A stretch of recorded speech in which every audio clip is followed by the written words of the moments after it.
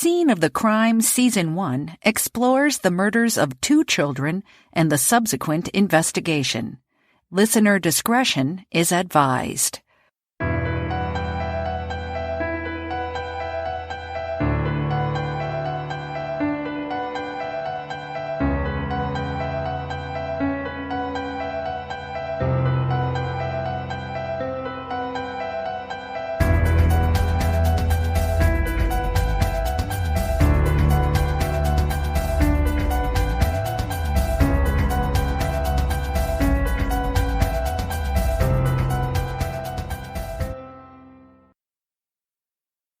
When we left off at the end of Episode 4, the investigation into the murders of Libby and Abby was entering its 5th month.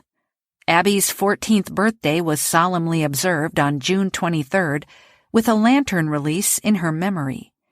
The families tried to stay strong, focusing on their newly announced plans to construct a $1 million, 21-acre memorial softball park in memory of Abby and Libby that they unveiled at the annual Delphi Bacon Festival in summer 2017. The community focused on a drive initiated by the Delphi Trail Safety Task Force to raise funds to renovate the Delphi trail system, including installing cameras on the trails. And the town of Delphi still had mementos of Abby and Libby everywhere, from the ribbons on the light poles to the FBI posters in store windows. But as time went by, it became harder and harder for all those who loved the girls to remain positive and retain their confidence that the girls' killer would be brought to justice. 5 months into the investigation, police had no known suspects. Many among law enforcement, as well as several members of the girls' families, had come to believe that the killer's brashness and confidence, his careful selection of vulnerable victims trapped at the end of the bridge, his directing the girls to a remote parcel of private property to do his dirty work, and his ability to elude detection indicated that he was either a local or someone very familiar with the area.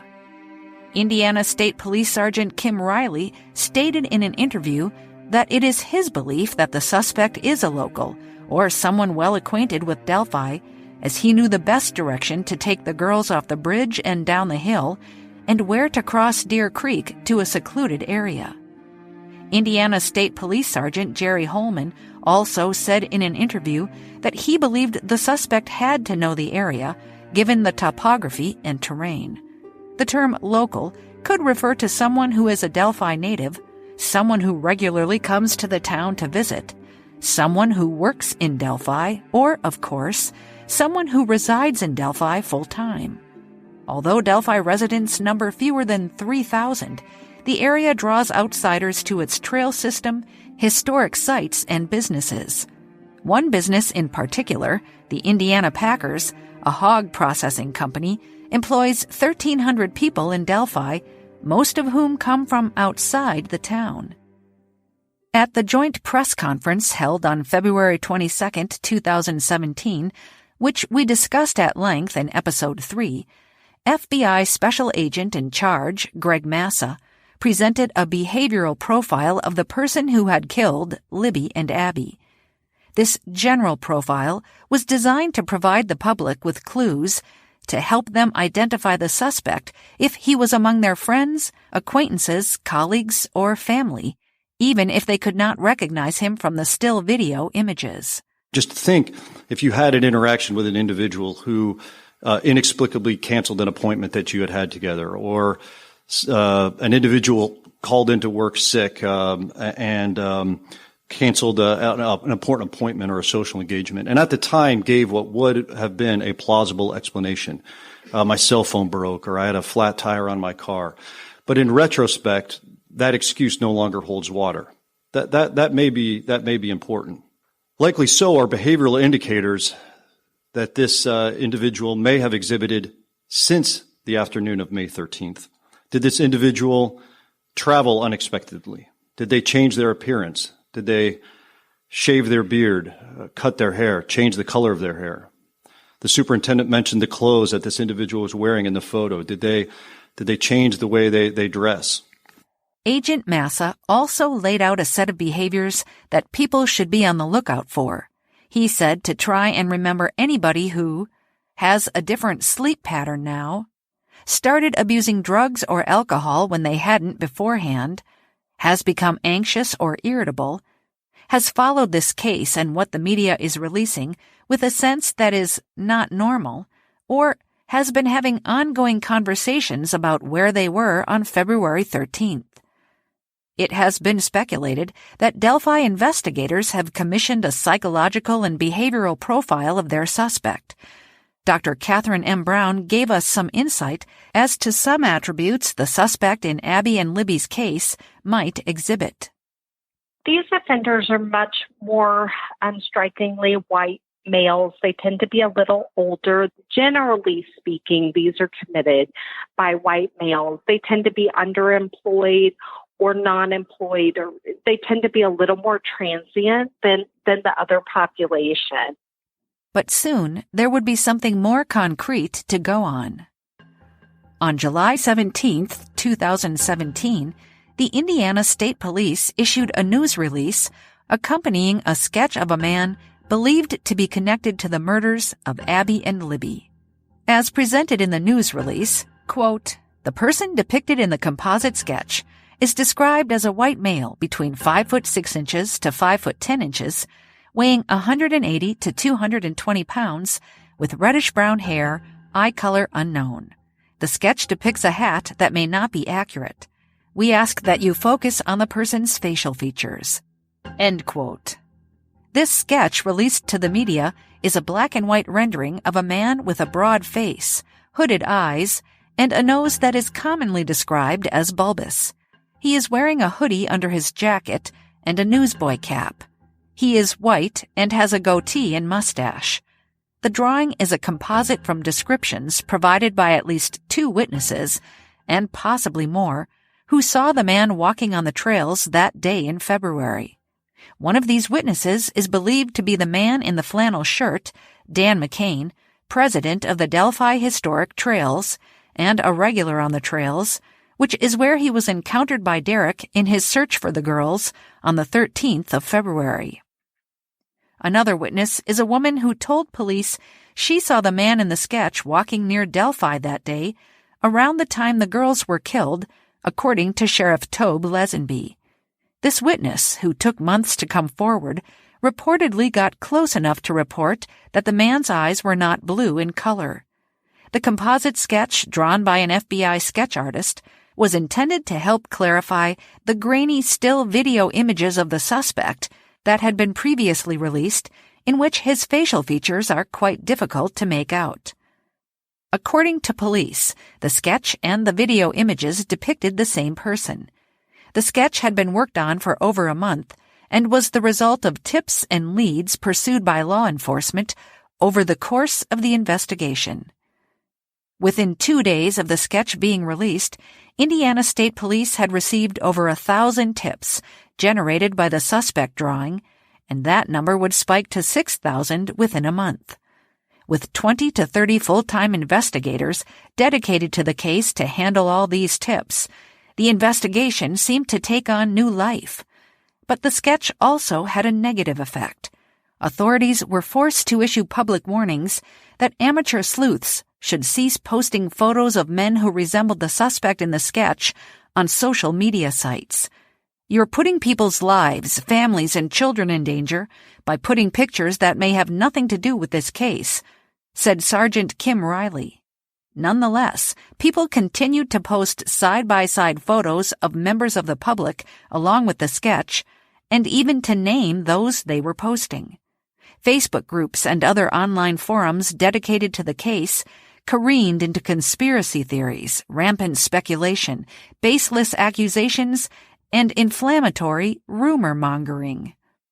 Despite the narrowing down of the suspect pool to white men in the 5 foot 8 inch, 200-pound range who likely have some ties to Delphi, and having his image and voice in evidence, the police seemed no closer to naming a suspect.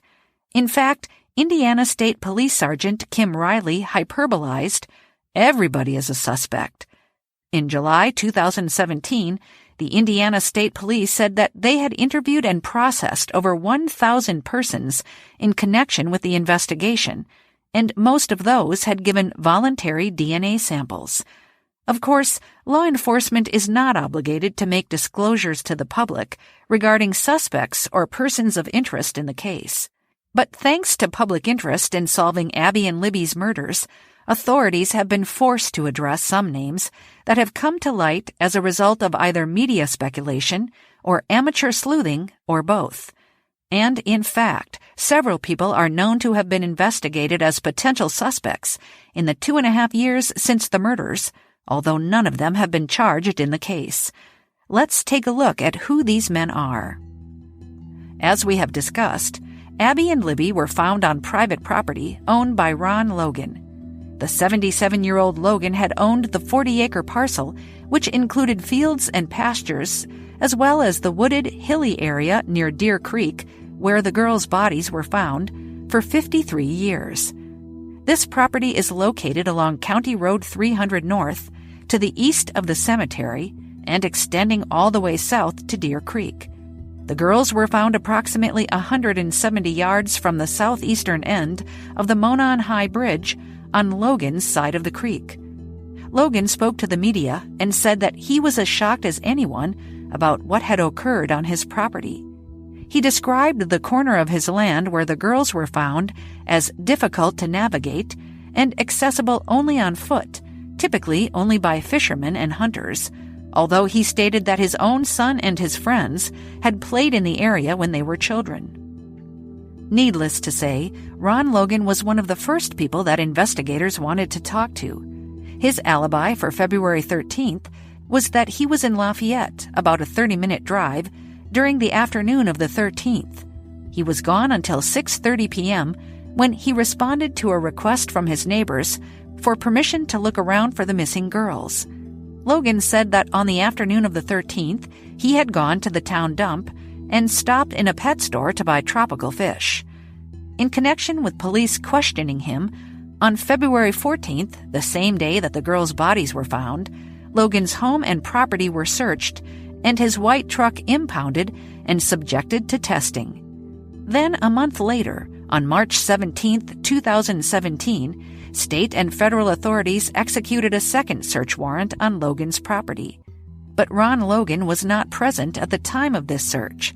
He had been arrested for a probation violation relating to a previous DUI conviction. It seems that while Logan's alibi for the 13th checked out, and he had been where he said he was that day, his story placed him in hot water because the terms of his probation prohibited him from operating a vehicle or drinking, and he had admittedly engaged in both, having driven to the dump on the 13th and having gone to a bar and had a few beers on February 27th. A friend of Logan's stated that this drinking binge and violation of his probation was likely caused by the stress of the discovery of 2 dead girls on his land. Logan has stated that he was devastated by the knowledge that the girls had been located on his land. Police issued a statement regarding the Logan property search on March 17th that read, "We are basically here to eliminate him or put him as a higher suspect in our case." They must have decided on the former, as they later emphasized that these searches of Logan's home, land, and car were normal events in the course of the investigation, and they did not name Logan as a suspect. While investigators would not go so far as to state that Logan was cleared, Sheriff Tobe Lesenby stated that Logan had been covered by investigators. In April 2017, Logan was sentenced to 2 years prison time for operating a vehicle in violation of his probation and for being a habitual offender.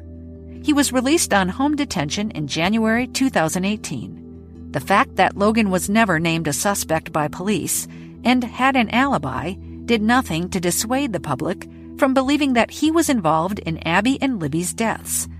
To many, Logan's stature and features called to mind the man on the bridge.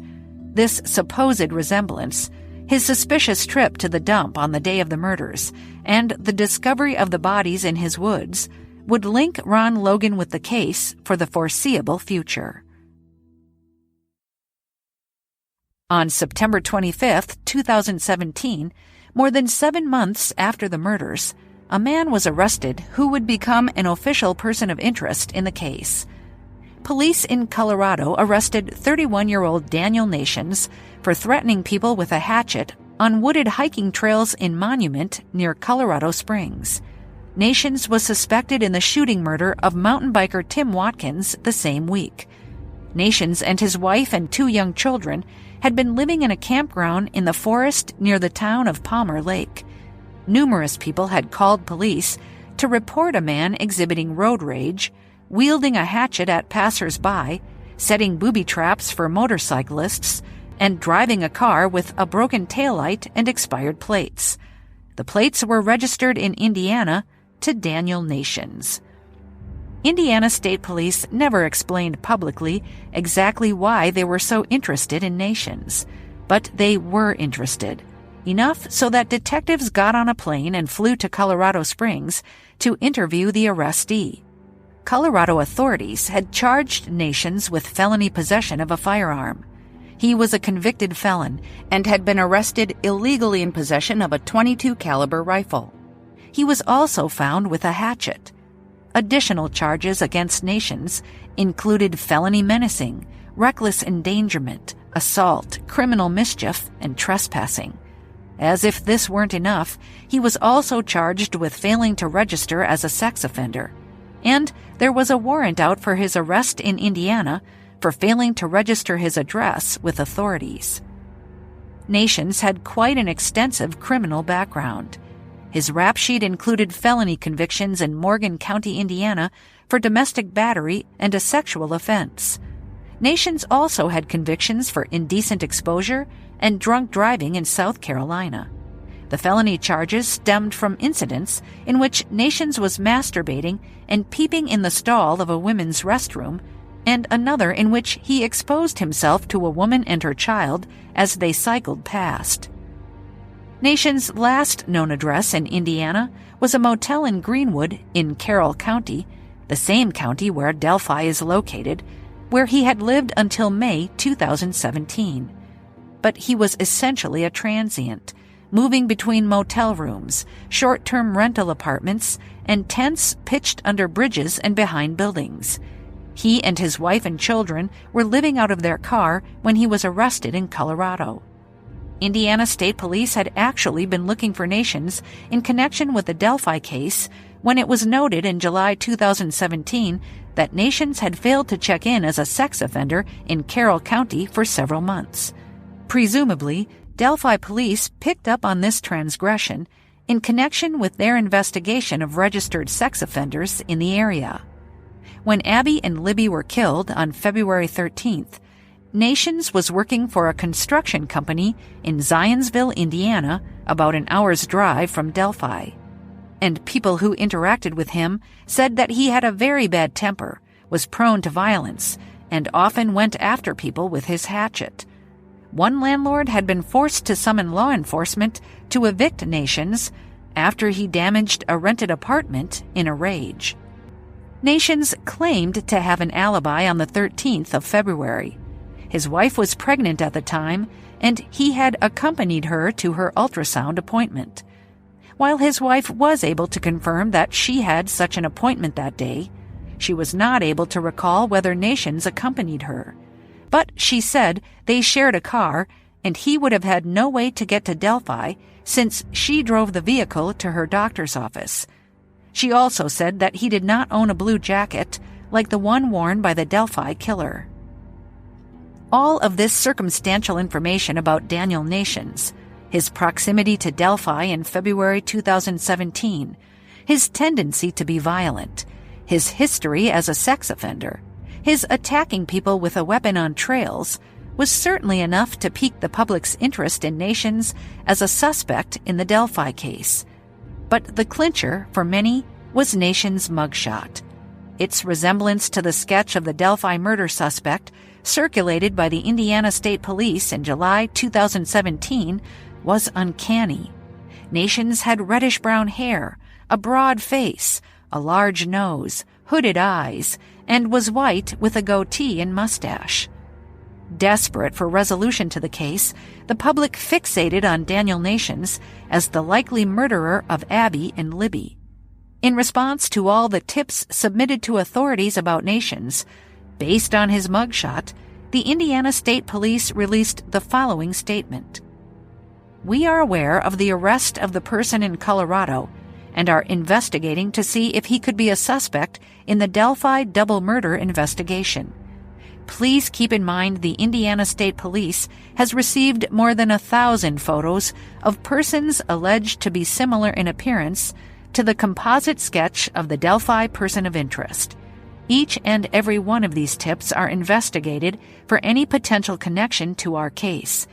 We will give the same attention to the person arrested in Colorado, but right now there is nothing that definitively connects this person to our investigation. Despite this somewhat discouraging statement, the Indiana State Police formally named Nations as a person of interest in Abby and Libby's deaths. But then, on October 3, 2017, they stated that they could not specifically include or exclude Daniel Nations as a suspect in the Delphi homicides.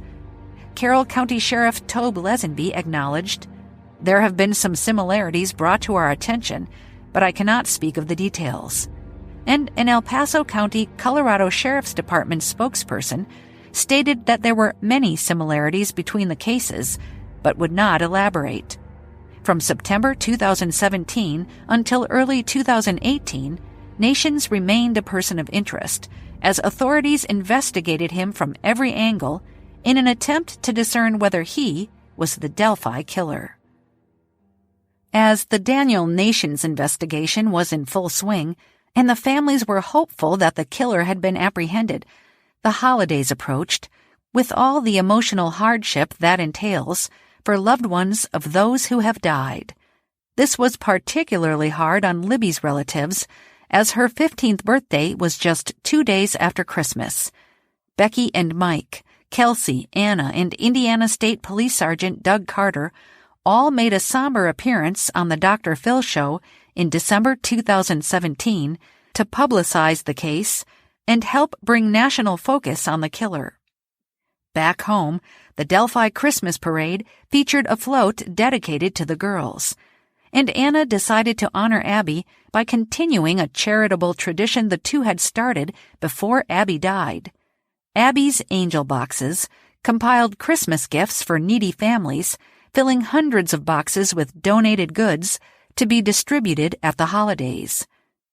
Hopes that Nations was the Delphi killer were dashed in the new year. Despite the litany of new charges against him, Nations was released from jail in Colorado in January 2018 after pleading guilty to one felony menacing charge and the weapons possession charge, and received only probation. In February 2018, Indiana State Police Superintendent Carter announced that Nations was not a person that we care a whole lot about at this moment in time. He said that Nations would continue to be a person of interest in the case, but that police felt confident that Nations was not involved. He had been extradited from Colorado to Indiana, where he served some jail time for the outstanding charge of failing to register as a sex offender there, but Nations was a free man by July 2018.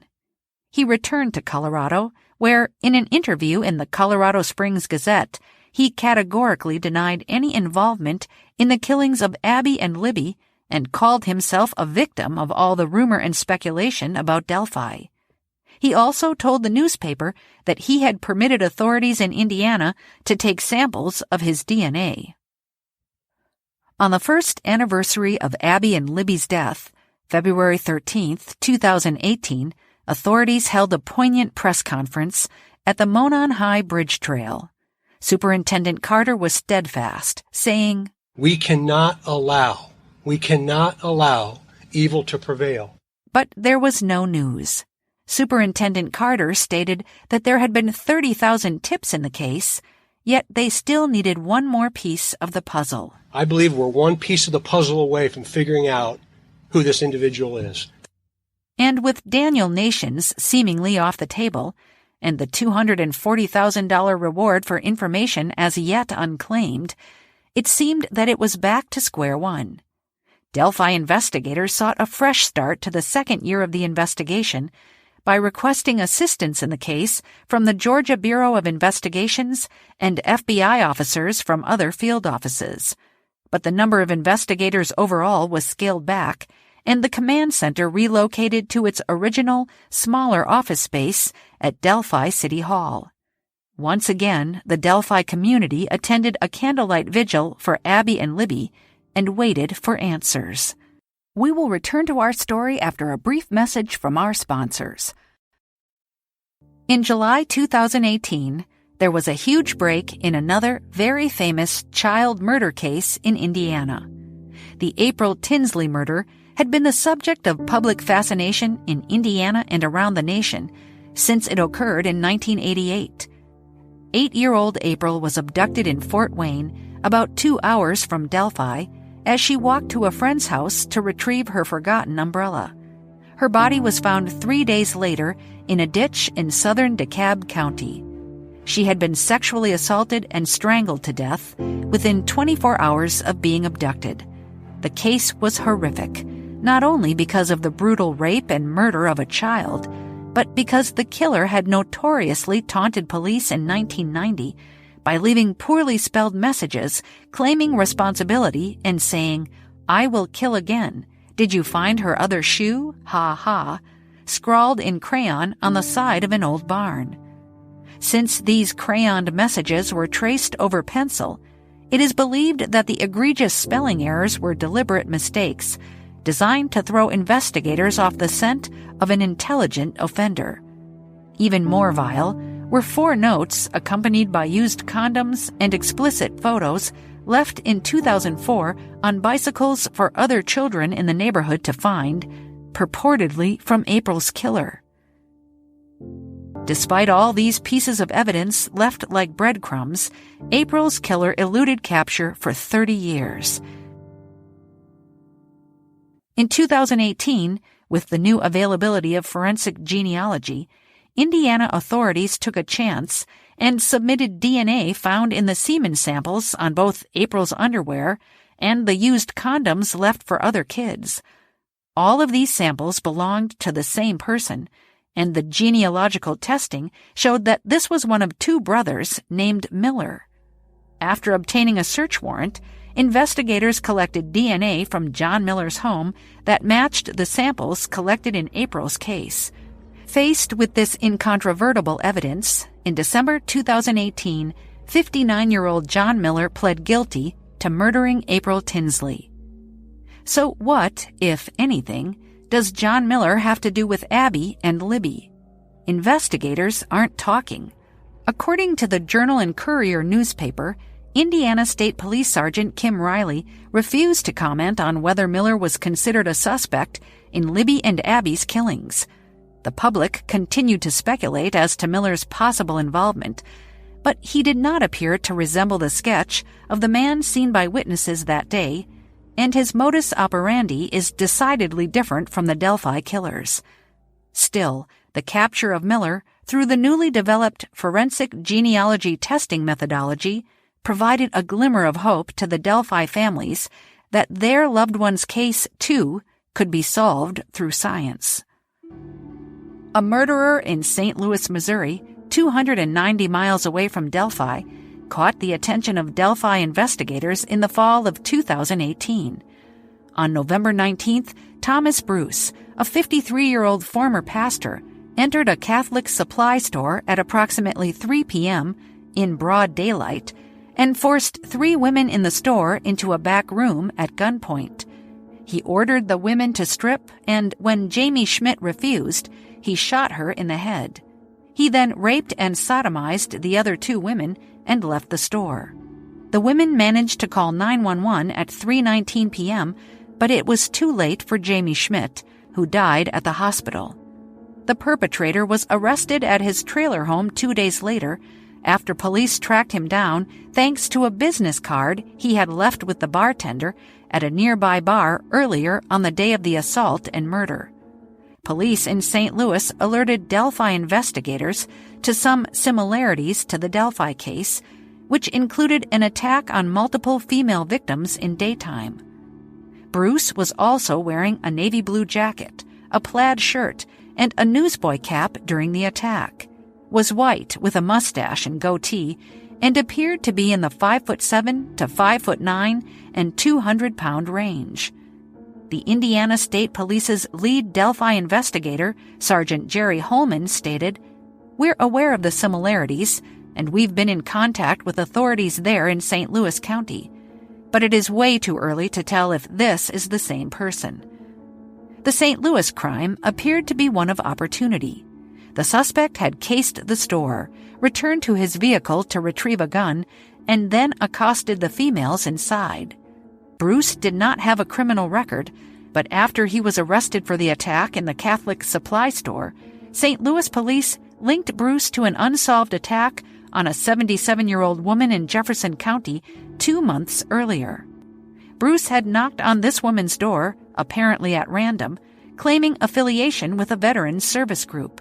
He pushed the elderly woman inside, assaulted her, and forced her to perform sex acts on him. When a call from her husband interrupted this, Bruce stole the woman's cell phone and left the scene. Bruce's wife was blindsided by his arrest, and people who knew him were shocked at the charges against him, saying they were totally out of character. The St. Louis County Police Chief confirmed that detectives in Missouri were working with the Indiana State Police to determine whether the Bruce cases and the Delphi case could be related. If authorities have reached a determination as to Bruce's potential involvement in Delphi, they have not addressed it. In October 2019, it was reported that Thomas Bruce was stationed on the same military base as a woman who was murdered in 1985, for which crime another man was executed, but whom the Innocence Project maintains was innocent. Even if he was not responsible for this 35-year-old murder, Bruce remains in jail awaiting his 2020 trial on 17 counts, including first-degree murder, for his recent crimes. The pending nature of the serious charges against him are likely one of the reasons that law enforcement has not addressed whether he has any known connection to Delphi. 2018 continued to tick away in Delphi, with the families facing a second holiday season without their girls. Authorities maintained that they were continuing to work the case with just as much zeal as they had on day one, and continued to feel that it was solvable. Sheriff Tobe Lesenby said in an interview that the case was very active and that investigators had sent more evidence to the FBI for additional testing just prior to Christmas. And in the new year, there was renewed hope as a fresh arrest was made. This new potential suspect in the Delphi murders came under public scrutiny in January 2019 when startling similarities between his mugshot and the sketch of the Delphi killer were noted, and tips about the resemblance began to pour into the Delphi tip lines. Charles Eldridge, age 46, was arrested on January 8, 2019 in Union City, Indiana, 116 miles from Delphi on the eastern border of the state, after he attempted to meet with a 13-year-old girl he met online, who was actually an undercover Randolph County police officer. Eldridge was charged with 2 counts of child molestation for previous offenses, 1 count of attempted child molestation, and 1 count of solicitation of a child. Eldridge then reportedly admitted to engaging in sex acts with another child younger than 13 on multiple occasions. In the wake of Eldridge's arrest and the spike in tips, the Indiana State Police issued a statement that read, in part, "The Delphi Multi-Agency Investigative Team and participating agencies continue to receive media and public inquiries asking about the person arrested January 8, 2019 in Union City, Randolph County, Indiana, for allegations of sexually related crimes against children and if he is connected to the Delphi investigation. The team is aware of this arrest and will investigate to see if there could be any connection to the murders that occurred in Delphi, Indiana, on February 13th of 2017. Again, Delphi investigators remained vague as to whether there was any connection between this child molester and Abby and Libby. But there was certainly cause for speculation. Eldridge's mugshot depicts a jowly man with reddish-brown hair, a bulbous nose, a mustache, and hooded eyes. He is believed by many to strongly resemble the Delphi killer, both in the drawing and in the video still images on the bridge. Furthermore, Eldridge's family members, interviewed in the media, described a violent, oddball loner who had masturbated in front of children and liked to spend time in the woods, a short, stocky G.I. Joe wannabe. In addition, it was discovered that the former security guard had posted on his social media accounts about the Delphi murders, including the audio and photos captured by Libby's phone. But once again, Delphi family members would be disappointed. On January 10, 2019, Randolph County Police issued a statement that said of Eldridge and Delphi, outside of the person resembling the sketch, there is currently zero evidence that ties him to this case, and he is not a suspect in the case.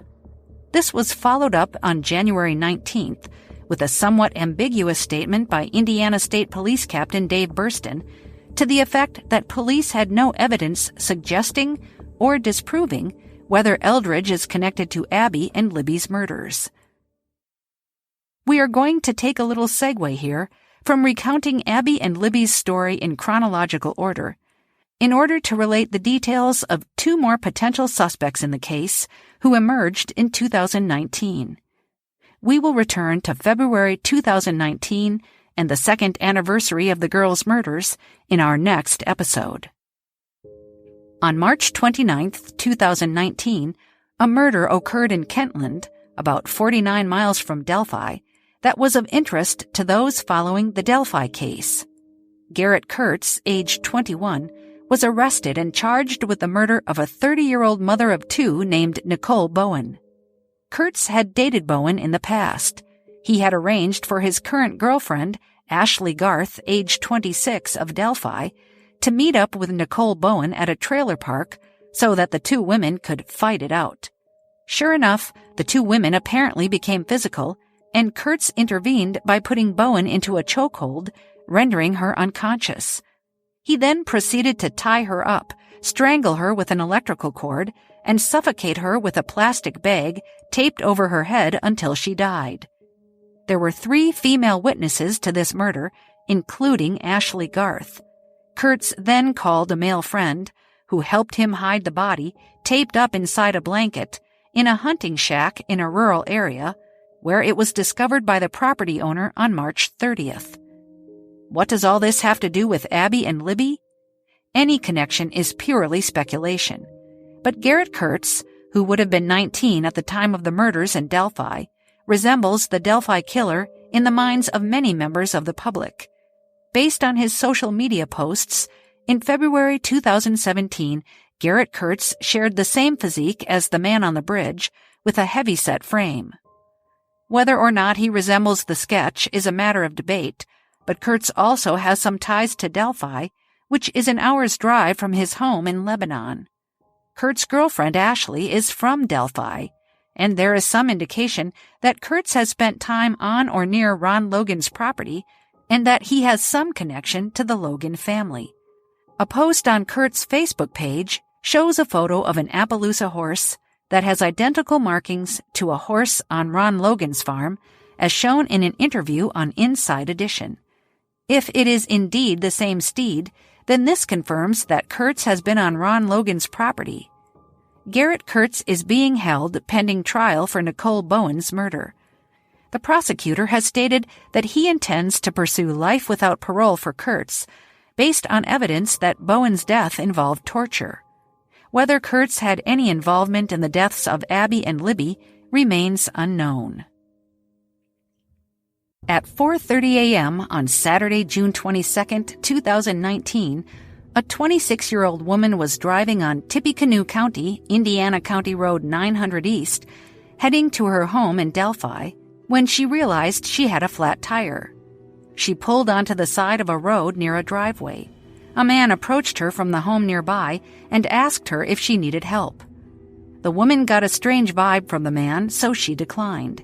She drove off, pulling into a friend's driveway on County Road 900 North, but the man followed her, pulled his car in behind hers, and attacked her, using force but no weapon. He handcuffed her and pushed her into his car, driving to a remote barn on his family's farm property on County Road 775 East, where he sexually assaulted her for the next 5 hours. The victim made an attempt to call 911 from her Apple Watch, but the man smashed the watch when he discovered what she was doing. Then, suddenly, to the astonishment of the victim, around 9:30 a.m., after she had been victimized for 5 hours, he unshackled her and told her to get dressed. Then he drove her to the residence where she had left her vehicle and dropped her off. Of course, she called the police, who were quick to determine from the victim's identification of the location of her assault that the perpetrator was 55-year-old Paul Etter. Etter went on the run, hiding out in the woods, and eluded police for 5 days before stealing a pickup truck and killing himself by shooting himself twice in the head in a standoff with Boone County police officers. During his time on the lam, Etter was on social media, posting an apology to his friends, family, law enforcement, and the community for this incident, explaining that he was drunk when he attacked the woman. He did not apologize to the victim. He was also in communication with a woman he was texting with. He sent her a screenshot of an IUD he was wearing on a necklace around his neck, which he called a trophy. Before he shot himself, he asked for a phone so he could speak to his wife. Police declined his request. After Etter's suicide, Sheriff Tobe Lesenby stated that investigators in Delphi had already been looking at Etter because his name had been called into the tip line. There are unquestionably some potential links between Etter and the Delphi killer. Physically, Etter arguably could be the man captured in the still video images on the bridge. He was 5 foot 9 inches tall and about 170 pounds, with brown eyes, although he had no hair. He was bald for at least a few years before his death. Etter lived in Lafayette, only about 15 miles from Delphi. Kelsi told us that his 2019 abduction of the female victim, the multi-day manhunt, and the standoff resulting in his death were close enough in proximity to Delphi that it was very scary to people in the town. Etter was known to love the woods and be very comfortable there.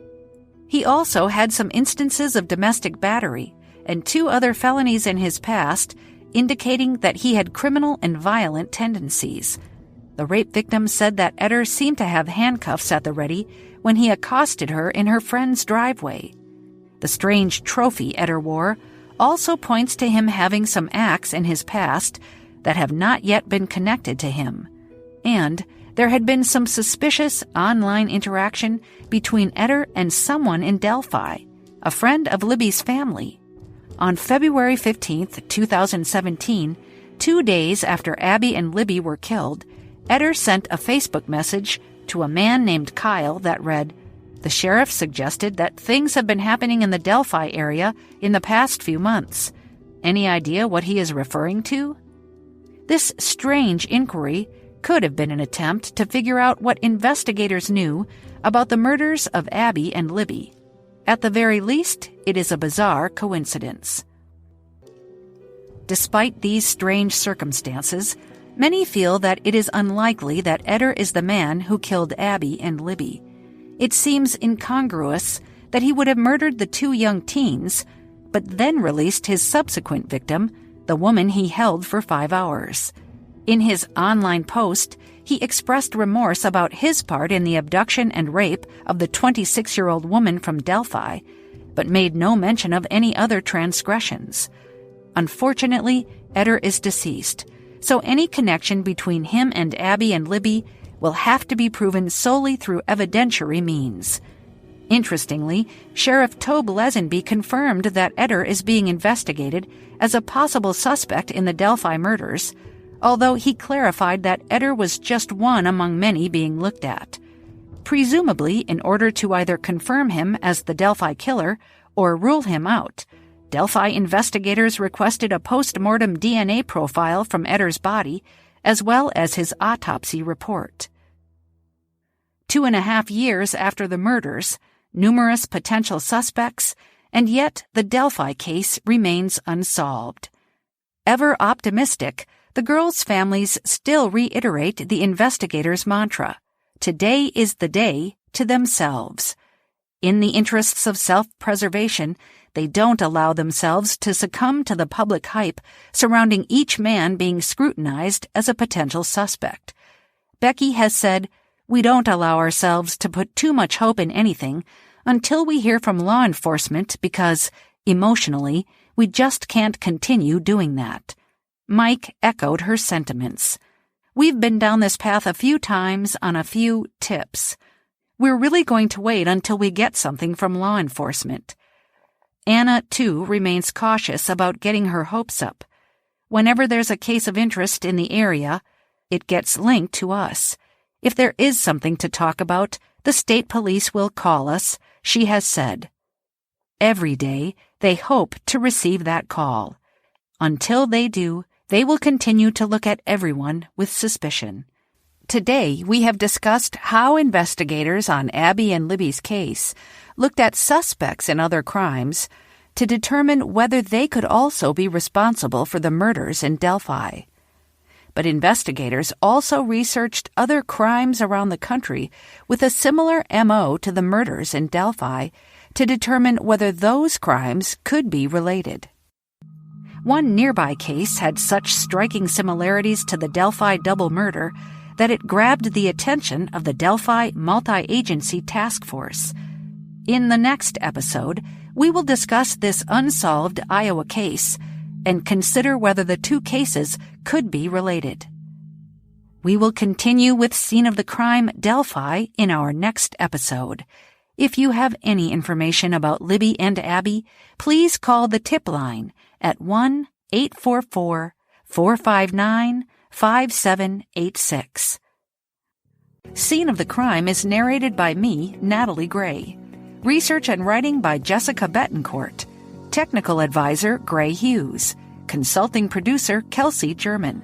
Producers Gray Hughes, Jessica Bettencourt, and Mike Morford. Executive producer Mike Morford of AbJack Entertainment.